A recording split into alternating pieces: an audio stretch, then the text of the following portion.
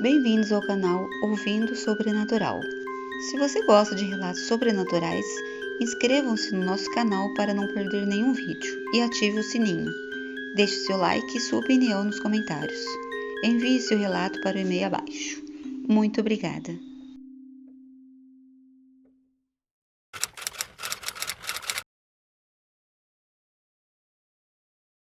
Sempre fui a pessoa calma, a que tinha tudo sob controle. Minha filha, Laura, era o centro da minha vida, e eu me orgulhava de ser cuidadora. Ela sempre foi sensível, diferente das outras crianças, mas eu a amava do jeito que ela era. Durante anos, os médicos disseram que as alucinações que ela via eram apenas parte de sua imaginação. Ela vai superar isso, me diziam. Eu sabia que algo mais estava acontecendo. Laura tinha 8 anos e, nas últimas semanas, o que ela via parecia cada vez mais intenso. Começou com pequenos sussurros, coisas que ela dizia ouvir enquanto estava sozinha no quarto. Mãe, você viu a senhora da janela? Ela me perguntava uma noite com um tom de quem tinha visto algo muito real. Eu a ignorei, achando que era mais um dos seus jogos de criança. Mas o olhar dela, os olhos arregalados e fixos no vazio, não me deixavam tranquila. Com o tempo, as coisas começaram a mudar. Não eram mais apenas sussurros ou sombras. Laura passou a ver figuras, pessoas que não estavam ali, conversando com ela. A princípio, eu achei que eram apenas mais alucinações. Até que uma noite, ela me disse: Mãe, o homem da sala não gosta de você. Ela estava tão séria, tão convencida, que meu coração parou por um momento. Olhei para a sala, para as sombras que dançavam nas paredes, mas não havia nada, só o silêncio. Foi quando as coisas começaram a ficar realmente estranhas. Eu estava na cozinha, preparando o jantar, quando ouvi um barulho vindo do corredor. Corri até lá e, ao abrir a porta do quarto da Laura, encontrei a luz apagada, a janela aberta e ela deitada na cama, com os olhos fixos no teto. Ele está aqui, mamãe, disse ela com uma voz baixinha. Ele está me observando. Meu corpo gelou. Olhei ao redor, mas novamente não vi nada. Só o vento que entrava pela janela, balançando as cortinas de forma que pareciam mais uma dança do que um simples movimento. Os dias seguintes foram marcados por mais situações como essa. Eu via coisas que não sabia explicar. Às vezes, à noite, ouvia passos pelos corredores e quando ia verificar, não havia ninguém. As coisas na casa começaram a se mover sozinhas, ou então, uma sensação estranha de frio tomava certos cantos da casa, como se algo ou alguém estivesse ali presente, mas invisível. A cada nova noite, Laura parecia mais conectada com essas presenças. Ela me dizia coisas que eu não entendia, falava de pessoas que eu nunca conheci. Uma vez, ela me falou sobre um homem da chuva, dizendo que ele a visitava nas madrugadas. Ela descrevia ele com tanto detalhe, tão vívida, que não parecia algo inventado. Eu não sabia mais o que fazer. As alucinações dela, que antes pareciam inofensivas, estavam se tornando mais sombrias, mais reais. Eu comecei a sentir que algo estava além de nós, algo que não podia ser explicado. Comecei a procurar ajuda, mas ninguém parecia acreditar. As pessoas me diziam que ela estava apenas passando por uma fase. Eu já não sabia mais o que era real. Uma noite após ouvir Laura conversando sozinha no escuro, resolvi ficar acordada. A casa estava em silêncio absoluto, e eu estava lá, na penumbra observando minha filha. Foi então que ouvi nitidamente um sussurro baixinho. Ela vai vir. Olhei ao redor, o ar estava denso, como se estivesse carregado de algo invisível, mas presente. A sensação era sufocante e no momento em que a porta do quarto se fechou sozinha, minha filha olhou para mim e disse: Ela chegou. Não sei o que aconteceu naquela noite, mas algo mudou.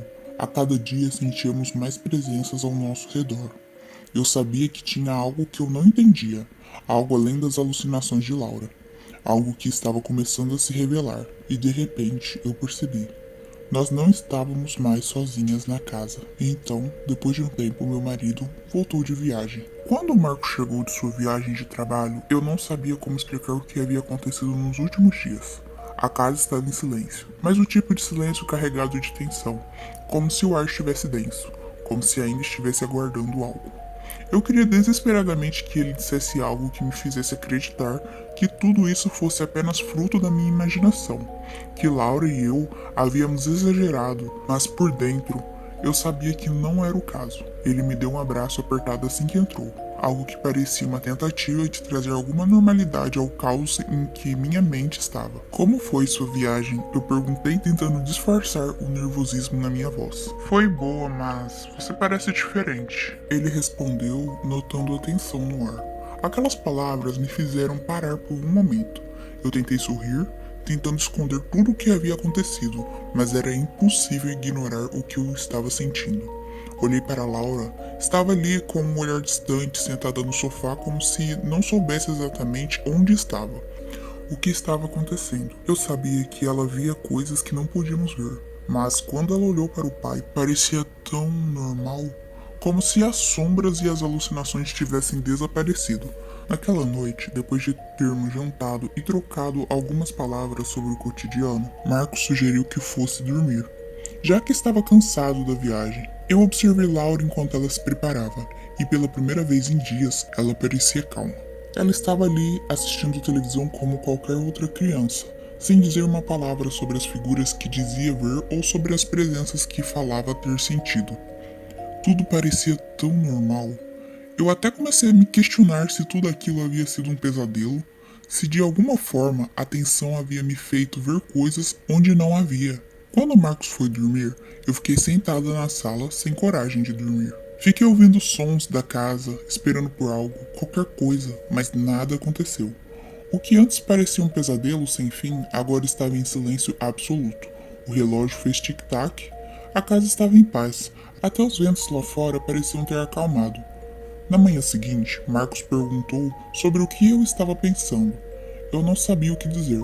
Como explicar o que aconteceu nos últimos dias, se tudo agora estava tão tranquilo? Eu queria acreditar que aquilo tudo era apenas fruto da minha mente cansada, de meu medo, mas uma parte de mim sabia que havia algo mais, que aquilo não era só um jogo da minha cabeça. Então, na calma daquela manhã eu tomei coragem de decidir falar. Marcos, você acha que eu estou enlouquecendo? Ele me olhou com um sorriso suave e disse, não, claro que não. Eu sei que você está preocupada com a Laura, mas talvez tenhamos nos deixado levar pela ansiedade. Agora que estamos de volta, vamos passar um tempo juntos, dar atenção a Laura, e logo tudo isso vai passar. Naquele momento, eu sabia que ele não entendia o peso de tudo o que havia acontecido. Eu sabia que ele acreditava que a explicação era simples, mas dentro de mim, eu sentia que havia algo mais acontecendo, algo que não podia ser explicado. Algo que parecia ter ido embora com a volta dele, mas que de alguma forma ainda estava lá, escondido nas entrelinhas da nossa vida. Fui até o quarto e observei Laura por um longo momento. Ela estava brincando com seus brinquedos, tranquila, e até mesmo sorrindo, como se o peso que eu carregava já tivesse se dissipado. Olhei para a janela, onde tantas vezes ela dizia ver coisas, e o silêncio que agora pairava no ar me fez questionar se tudo isso não havia sido algum tipo de aviso, uma forma de nos fazer enxergar o que antes estava invisível. Eu sabia que as coisas haviam parado de acontecer desde que Marcos havia voltado, mas a sensação de que algo ainda estava no ar, de que o que aconteceu não era apenas um sonho, ficou comigo. Talvez o que aconteceu tenha sido uma forma de me fazer ver o que estava escondida no meu próprio medo. Ou talvez simplesmente o que vivemos tenha sido um aviso de algo maior, algo que ainda estava longe de compreender. Ao contar esse relato agora, percebo que em parte eu o escrevi para tentar entender o que aconteceu, para dar um nome ao que não tem nome, para processar o que de algum jeito ainda me assombra. E talvez seja isso. Talvez esse relato seja a forma de, ao menos por um momento, trazer um pouco de clareza ao que parecia tão confuso e amedrontador.